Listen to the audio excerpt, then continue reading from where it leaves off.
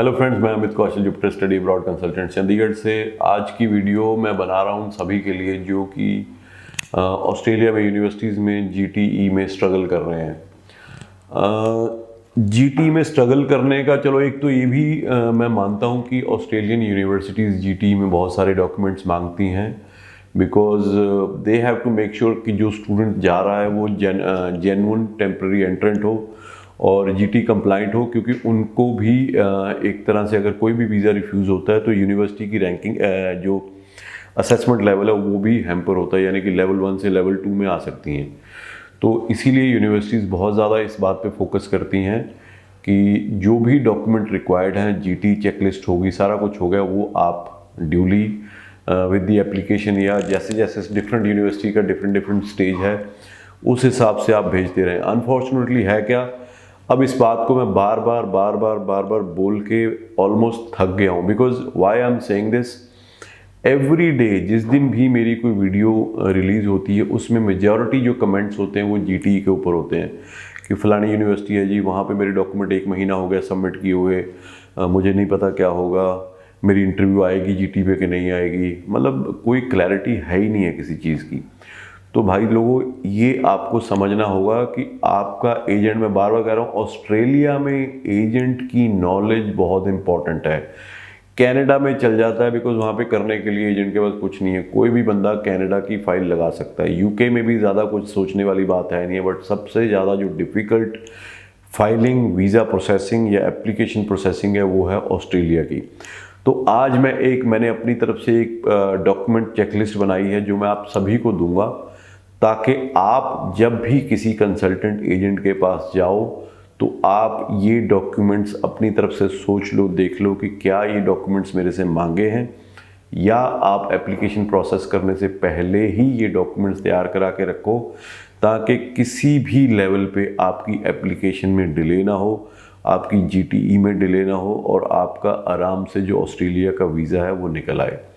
तो सबसे पहले जो इम्पॉर्टेंट फर्स्ट स्टेप होता है, आपने यूनिवर्सिटी या कॉलेज या कोर्स सबसे पहले उसकी सिलेक्शन करनी है। वो तो खैर आप और आपका काउंसलर मिलके जहाँ भी आप जाके काउंसलिंग करते हो वो आप डिसाइड कर लोगे। उसके बाद एप्लीकेशन फॉर्म भरा जाता है। एप्लीकेशन फॉर्म जब भरा जाता है उसमें जो डिटेल्स मांगी हैं, जो मटेरियल इन्फॉर्मेशन मांगी है, वो आप देखिए वो प्रॉपर भरी हुई है। उसके बाद 10th से लेके जितनी भी आपकी क्वालिफिकेशन है सारे ही सर्टिफिकेट और मार्कशीट्स आपकी जाएंगी। ये it is not like Canada, क्योंकि कनाडा में क्या है कि आप लास्ट क्वालिफिकेशन मांगते हैं, तो कई बार बहुत सारे एजेंट 10वीं का सर्टिफिकेट नहीं लगाते, तो वो 12वीं का, या अगर ग्रेजुएशन की हुई है मास्टर्स के लिए, पीजी के लिए जा रहा है तो वो ग्रेजुएशन ही लगाते हैं, 12वीं नहीं लगती। यहाँ पे ऐसा बिल्कुल नहीं है। ऑस्ट्रेलिया में 10वीं 12वीं ग्रेजुएशन की है, ग्रेजुएशन डिप्लोमा के तो सारी मार्कशीट्स जो हैं वो साथ में लगानी ज़रूरी है। सप्लीमेंट्री मार्कशीट्स लगानी ज़रूरी है। अगर बैकलॉग है तो backlog certificate at the first stage लगाना इम्पॉर्टेंट है। पासपोर्ट की कॉपी आपके फर्स्ट पेज, लास्ट पेज, अगर आपने ऑलरेडी ट्रैवल किया हुआ है तो जहाँ भी अगर आपका वीज़ा लगा है वीज़ा वाला पेज, और आपकी इमिग्रेशन की स्टैंप्स यहाँ से डिपार्टमेंट की और वहाँ पे जहाँ पे अराइवल है वो आने जाने की, वो पेजेस भी आपने साथ में फ़ोटोकॉपी लगानी है। उसके बाद जीटी जब आप एप्लीकेशन डाल दोगे तो आपकी जो है कंडीशनल ऑफर लेटर आती है। कंडीशनल ऑफर लेटर के बाद मेन जो प्रोसेस शुरू होता है वो होता है जीटी का। तो आपको क्या क्या चीज़ें आपकी ज़रूरी हैं, अगर आपका कोई गैप है, गैप की प्रॉपर जस्टिफिकेशन होनी चाहिए। अलग से आप कोशिश करिए, मान लो आपका गैप है और उसमें आपने कोई एक्स्ट्रा करिकुलर एक्टिविटी की है या कोई ऐसा काम किया है जिसका आपके पास कोई एक्सपीरियंस सर्टिफिकेट नहीं है, तो हो सके तो एक पेज लेके उसको गैप को जस्टिफाई करिए।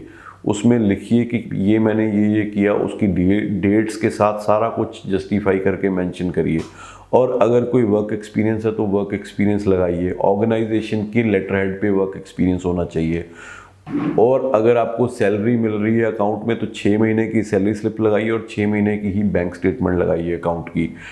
उसके अलावा अगर आप विद स्पाउस जा रहे हो तो स्पाउस के ये एप्लीकेशन के ऊपर ही आएगा, और एप्लीकेशन पे ना एक ऑप्शन आता है OHSC, means overseas health cover. जब आप अप्लाई करते हो तो उसमें ये मेंशन करना बहुत ज़रूरी, इंडिविजुअल है विद स्पाउस है या विद फैमिली है, वहाँ पे टिक करना, बहुत सारे लोग वो टिक नहीं करते वहाँ पे, तो उसकी वजह से भी एप्लीकेशन डिले होती है, रुक जाती है। और इसी तरह से जो आपका स्पाउस है उसके पासपोर्ट की कॉपी, आपका मैरिज सर्टिफिकेट, उसकी क्वालिफिकेशन और उसका वर्क एक्सपीरियंस के डॉक्यूमेंट्स वो भी साथ में लगाने ज़रूरी हैं। फिर आता है आपका फाइनेंशियल्स में आपको 1 साल की ट्यूशन फ़ी, अब ये 4 कंपोनेंट्स हैं, मैंने अपनी वीडियो में पिछली में आपको वाइट बोर्ड पे भी बताया था। 1 साल की ट्यूशन फीस, 1 साल के लिविंग एक्सपेंस आपके मेन एप्लीकेंट के जो कि 21,040 हैं, 21,040 ऑस्ट्रेलियन डॉलर्स। और अगर स्पाउस है तो स्पाउस के, अगर बच्चा भी है साथ में तो उसके वो भी तीनों के लिविंग एक्सपेंस लगेंगे। स्टूडेंट की 1 ईयर की ट्यूशन फीस लगेगी, तीनों की ओवरसीज़ मेडिकल इंश्योरेंस जिसको OHSC कहते हैं वो, प्लस तीनों का या एक जितने भी हैं ट्रैवल, आप 2000 मल्टीप्लाइड बाय जितने भी बंदे जा रहे हैं उसके साथ उसको कर लो, तो ये जितनी भी अमाउंट आएगी इसको आपने टोटल कर लेना है उसको। Then you have to convert it into Indian rupees, उतने फंड्स आपको दिखाने हैं। आप ये फंड्स सेविंग्स में, फिक्स डिपॉजिट में भी दिखा सकते हैं। ये फंड अगर आपके पास जो भी पैसा आया है उसका कोई भी जस्टिफिकेशन नहीं है, बल्क डिपॉजिट्स आए हैं किसी भी तरह से, then these funds must be 3 months old. और अगर आपके रीसेंट फंड्स हैं तो आपको उसकी जस्टिफिकेशन यानी कि एविडेंस देना होगा कि ये पैसे कहाँ से आए हैं। एजुकेशन लोन, बहुत सारे लोग एजुकेशन लोन लेते हैं तो वो कह रहे हैं कि education loan must include programme, कौन सा प्रोग्राम करने जा रहे हो, कौन सी यूनिवर्सिटी में जा रहे हो, प्लस उसमें कोलेट्रल सिक्योरिटी की डिटेल ज़रूरी है अगर लोन 7.5 लाख से ज़्यादा है, क्योंकि 7.5 लाख तक कोलेट्रल सिक्योरिटी की ज़रूरत नहीं पड़ती है। तो अगर 7.5 लाख से लोन ज़्यादा है तो कोलेट्रल सिक्योरिटी क्या ली है बैंक ने, किस बेसिस पे लोन दिया है, रीपेमेंट शेड्यूल क्या है, तो ये सारी चीज़ें ज़रूरी हैं। और इन्होंने मतलब जो हाई कमीशन तो ये भी कहता है कि आप 25% मिनिमम स्टूडेंट को फैमिली से फंडिंग करनी चाहिए और बाकी वो लोन ले सकते हैं, यानी 75% आप लोन ले सकते हो, 25% you have to fund your own जो एजुकेशन का है। मान लो किसी के पास फंड्स नहीं है अपने, वो 100% ही लोन ले रहे हैं, उस केस में आपको loan before visa submission disburse करवाना पड़ेगा और फर्स्ट सेमेस्टर की फ़ीस उस लोन में से आप अगर कराओगे तो 100% लोन जो है वो एक्सेप्ट हो जाएगा। Gold loan is not acceptable. Public provident fund का पैसा आपको सेविंग में डालना पड़ेगा तभी वो एक्सेप्ट होगा। तो ये सारी चीज़ें मैं आपको फ्री में इन्फॉर्मेशन दे रहा हूँ और आई एम श्योर ये इन्फॉर्मेशन देने के बाद भी बहुत सारे ऐसे महानुभाव एजेंट होंगे जो इस चीज़ को कंप्लाई नहीं कर पाएंगे और वो रीज़न होगा फिर आपकी जीटी की डिले का और आपके वीज़ा की डिले का। तो उम्मीद है ये वीडियो आपको पसंद आई होगी, इसको शेयर करिए because this is for the interest of everyone who wants to apply for student visa in Australia. Thank you so much.